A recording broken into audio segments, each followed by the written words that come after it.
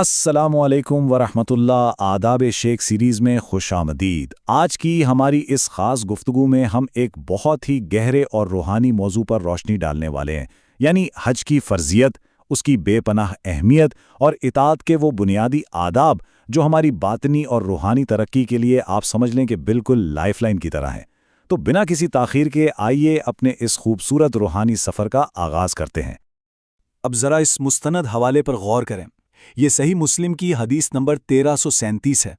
حضرت ابو ہریرہ رضی اللہ عنہ سے مروی یہ مبارک الفاظ ہمیں حج کے اصل مقام اور اہمیت سے روشناس کراتے ہیں۔ دیکھیں، حج نہ کوئی محض ایک روایتی رسم نہیں ہے، بالکل بھی نہیں۔ یہ تو ہماری روح کو اندر سے پاک کرنے، اللہ سبحانہ و تعالیٰ کی کامل رضا پانے اور خود کو مکمل طور پر اس کے سپرد کر دینے کا ایک لاجواب اور بے مثال ذریعہ ہے۔ اور آج کی ہماری ساری گفتگو کی بنیاد دراصل یہی بابرکت الفاظ ہیں۔ حضور نبی اکرم صلی اللہ علیہ وآلہ وسلم نے ایک مرتبہ خطبہ دیتے ہوئے ارشاد فرمایا، اے لوگو، تم پر حج فرض کر دیا گیا ہے، بس حج کیا کرو۔ اب ذرا غور کریں، یہ الفاظ کس قدر براہ راست اور دلوں پر اثر کرنے والے ہیں، ہے نا؟ یہ واضح کر رہے ہیں کہ حج کی ادائیگی ہر اس شخص پر جو استطاعت رکھتا ہو ایک قطعی اور اٹل فریضہ ہے۔ یہ کوئی عام سی تجویز نہیں ہے بھائی، یہ تو خالق کائنات کا براہ راست حکم ہے جو ہماری روحانی بلوغت کے لیے انتہائی ضروری ہے۔ اور جب خالق کا یہ بلاوا آتا ہے نا، تو ایک سچے مومن کی زبان سے بے ساختہ محبت بھرے انداز میں بس یہی پکار نکلتی ہے، لبیک اللہم لبیک، لبیک لا شریک لک لبیک، یعنی میں حاضر ہوں، اے میرے اللہ میں حاضر ہوں۔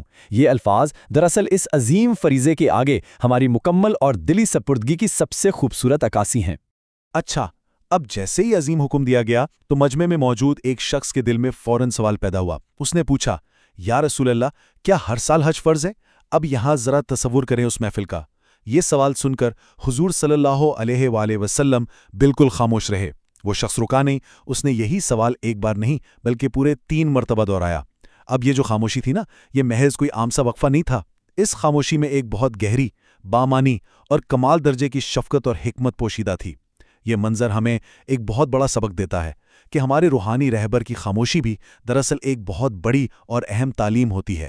اس بار بار پوچھے گئے سوال کے جواب میں بالا آخر رحمت دو عالم صلی اللہ علیہ وآلہ وسلم نے ارشاد فرمایا، اگر میں ہاں کہہ دیتا تو ہر سال فرض ہو جاتا اور پھر تم اس کی طاقت نہ رکھتے۔ سبحان اللہ، ذرا سوچئے، یہ جملہ کس قدر رحمت اور محبت کا مظہر ہے۔ یہ اقتباس ہمیں بالکل واضح طور پر بتاتا ہے کہ دین اسلام کتنا فطری اور پریکٹیکل دین ہے۔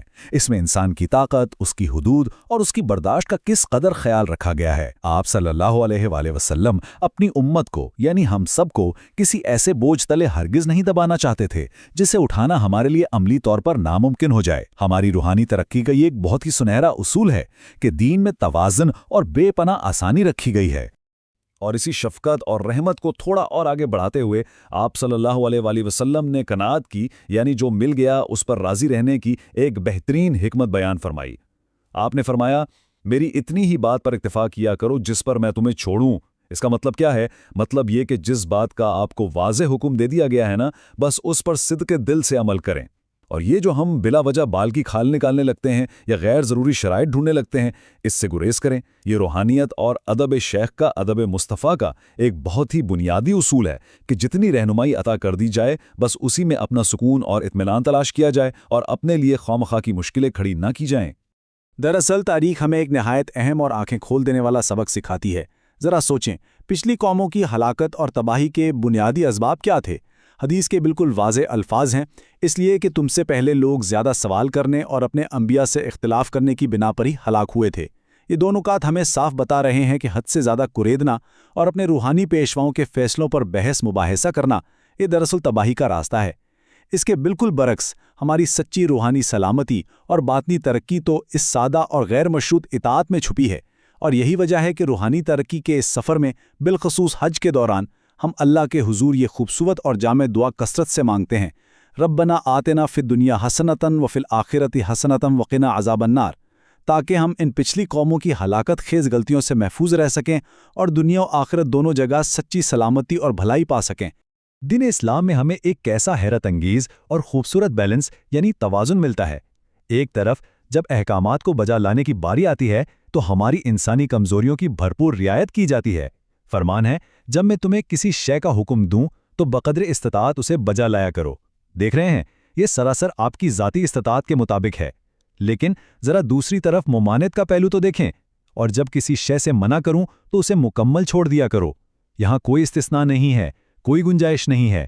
برائی اور منع کی گئی چیزوں کے معاملے میں زیرو ٹالرنس اور مکمل سختی ہے، اور نیکی کے احکامات میں کمال درجے کی نرمی۔ اور سچ پوچھیں تو یہی وہ متوازن لائحہ عمل ہے جو ہماری روحانی بنیادوں کو مضبوط تر بناتا ہے۔ تو اب ہم اپنے اس خوبصورت فہم و ادراک کے سفر کے اختتام پر آ پہنچے ہیں۔ ہم سب کے لیے یہ ایک بڑا اہم لمحہ فکریہ ہے کہ ہم اطاعت کے ان گہرے اور باادب اصولوں کو اپنی روزمرہ زندگیوں کا حصہ کیسے بنا سکتے ہیں تاکہ ہمیں حقیقی روحانی ترقی اور قرب الہی نصیب ہو سکے۔ یقین جانیے اس کا سارا جواب اسی فرمان رسول میں چھپا ہے۔ آئیے اپنی اس گفتگو کا اختتام ہم ایک سچی دعا کے ساتھ کرتے ہیں۔